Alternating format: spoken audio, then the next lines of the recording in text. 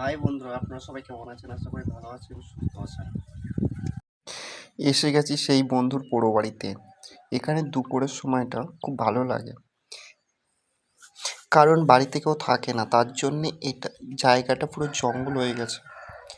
তো তার জন্যে এখানে রৌদ্রটা অতটা ভালো পড়ে না, আর এখানের পাড়ার ছেলেপেলে গ্রামের ছেলেপেলেরা এসে এখানেই দুপুরের সময়টা কাটায়। তো বন্ধুরা, যারা যারা এই ভিডিওটা দেখছো তারা কমেন্টে অবশ্যই জানাবেন যে জায়গাটা কেমন। আর আমার ব্লগ ভালো লাগলে আমার চ্যানেলকে সাবস্ক্রাইব করে আমার পাশে থাকবেন।